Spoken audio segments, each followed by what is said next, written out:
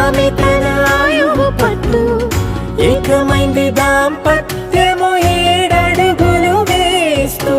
నాలో సగం నీవంటూ నీలో సగం నేనంటూ జనుమలు జతపడువలపుగ ఇరు మనసులకొక తలపుగ కలగలిసిన ఒక తను.